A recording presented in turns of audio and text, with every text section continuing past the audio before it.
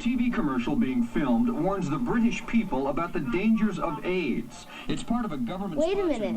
What is AIDS? Do you guys know? I've heard a lot about it, but I really don't know what it is. I think it makes you sick, but I'm not sure.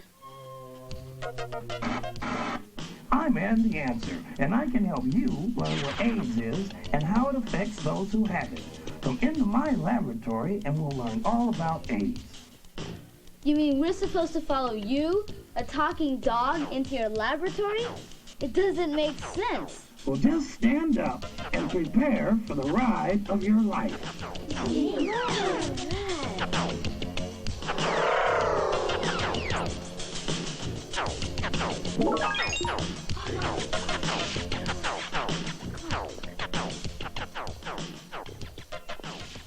Gee, Andy, that was cool. Where are we now? This is my special laboratory where I keep track of all information about AIDS. And that's why I'm called Andy Answer. I have a lot of answers about AIDS. If you know the answers, can you tell us what AIDS is? AIDS is a deadly disease that affects many thousands of Americans. People in more than 100 countries have it. At the present time, there is no cure for AIDS, but doctors all around the world are working on finding one. Andy, do any kids have AIDS? Yes, there are children with AIDS, and later you'll meet them and see that they're just like you. They want to play, go to school, and have friends. But now, I know you've heard a lot about AIDS and are wondering what it is.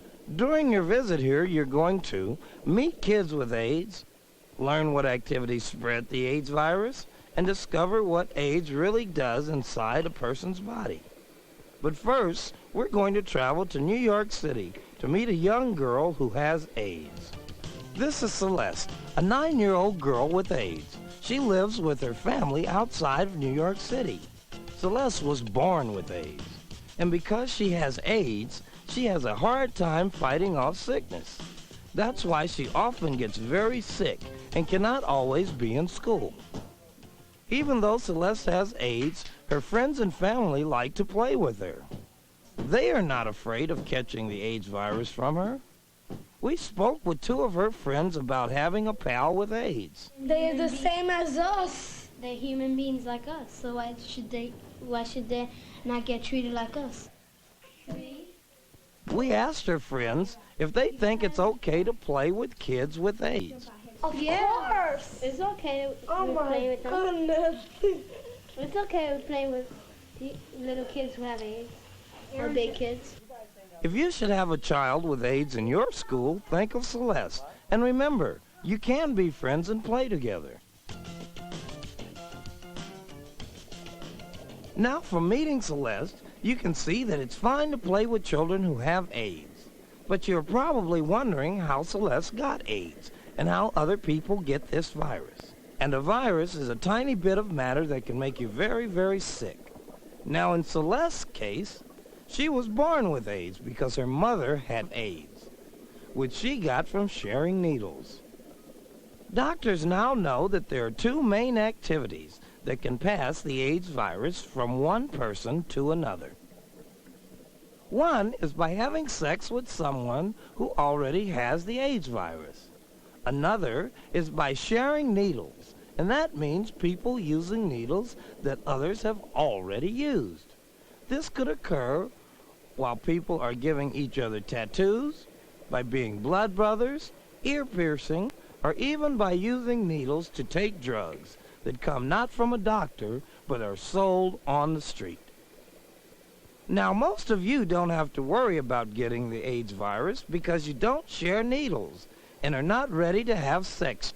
But some of you may have heard some stories about AIDS which are not true. So here's Dr. Roger Peaks from Stanford University to tell us some ways in which you cannot get the AIDS virus. Dr. Peaks? Thanks, Andy. Hi, kids. We're here in my laboratory where we study all about AIDS. And I'm going to tell you some more things about AIDS. Now, I know you've learned a lot about AIDS today. You even met someone who has AIDS. And I want to tell you some of the ways that you cannot get AIDS. Now, you can't get AIDS just by touching someone. You cannot get AIDS by touching, by shaking hands, or by hugging.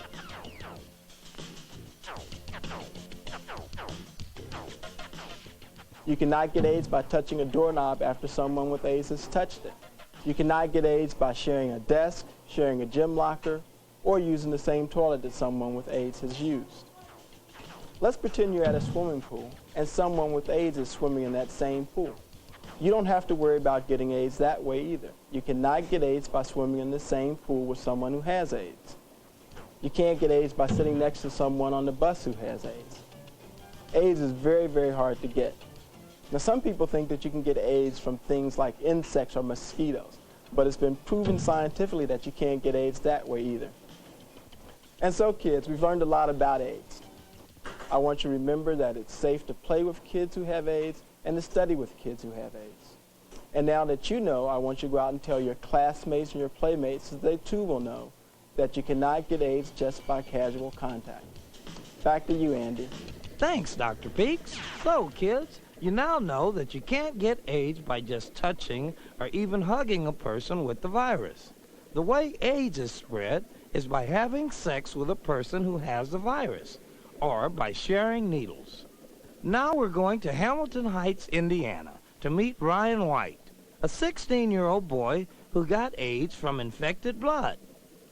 Ryan has a disease which causes him to bleed a great deal if he cuts himself.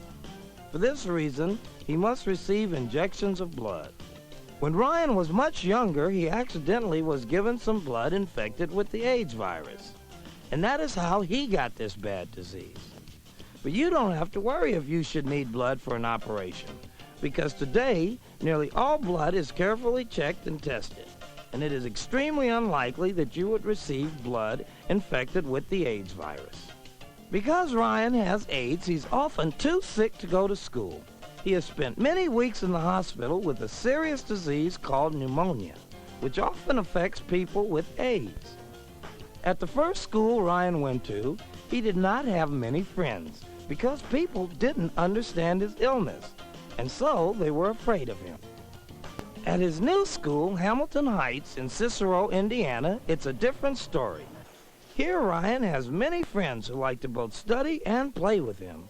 They know that you can't get the AIDS virus from touching, hugging, or even skateboarding with a person who has AIDS. Ryan talks about his new school. You know, everybody's been real nice and they've all welcomed me. They seem to be more informed about the disease and they're a heck of a lot nicer. Some of Ryan's school friends talk about going to school with Ryan. He's had a lot of trouble in other schools, and we just decided that we didn't need that here. And the school welcomed Ryan in all activities, from band to the football games. He was welcome everywhere. My older sister met him at Riley Hospital, and she gave him a hug, and I wanted to be there because I wanted to give him a hug. He's just a student like everyone else going to our school. The school had a huge rally in which the governor of Indiana came to give Ryan an award and to congratulate the students and teachers at Hamilton Heights for being so understanding of what it's like to go to school with a classmate who has AIDS. So you can see from the way the kids at Hamilton Heights treat Ryan that it's okay to play and study with a person who has AIDS. We've met two kids who have AIDS, and you've learned that you don't have to worry about getting AIDS because it's spread through sharing needles and by having sex with a person who has the AIDS virus, activities that you don't do. We also learned that some people, like Ryan, got AIDS by receiving blood infected by the AIDS virus.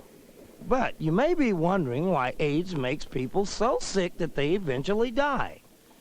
To understand how AIDS works in the body, we're going to travel inside a person. So hold on, kids. Here we go.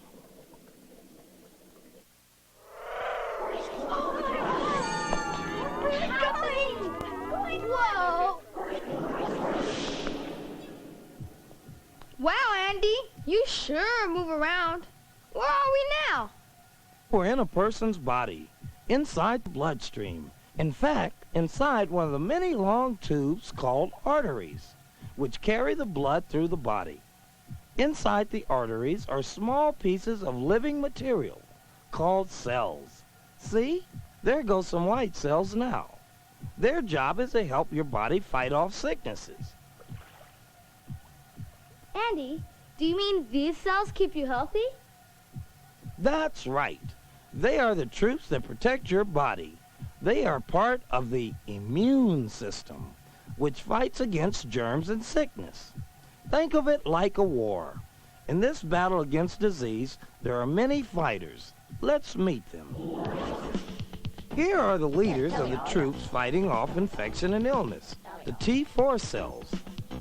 They lead groups of white cells who attack and try to kill any invading infection or illness. Over there are the germs. They are living creatures that make you sick.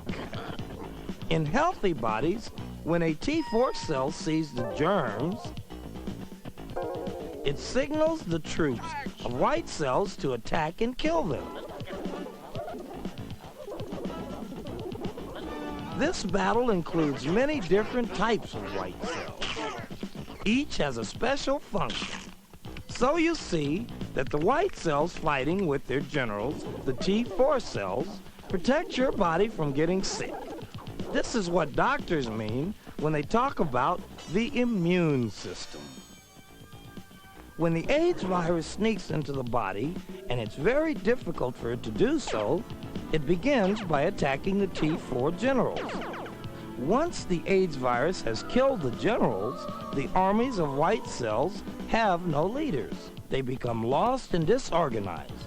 They are unable to unite and fight the germs.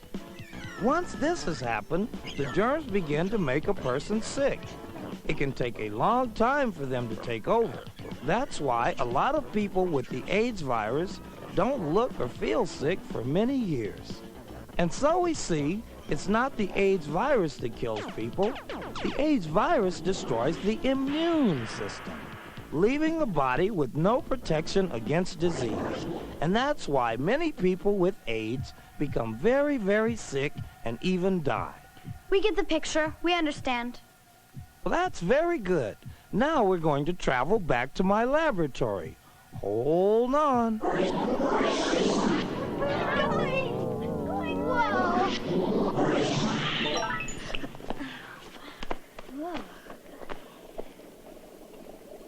Now that we're back in my laboratory, let's go over what we have learned.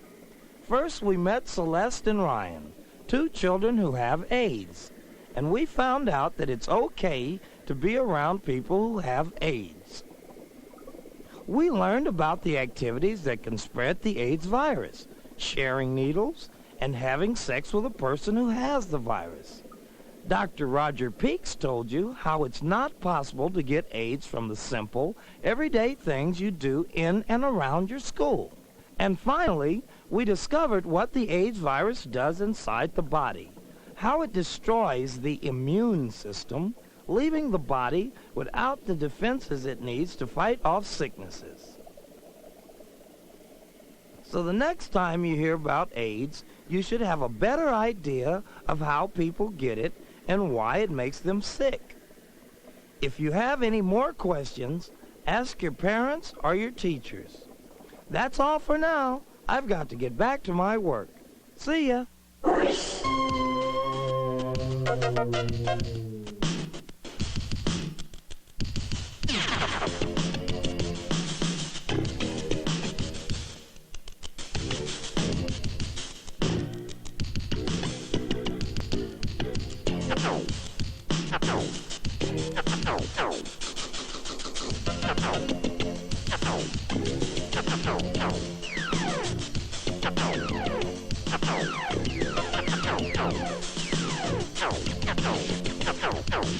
No.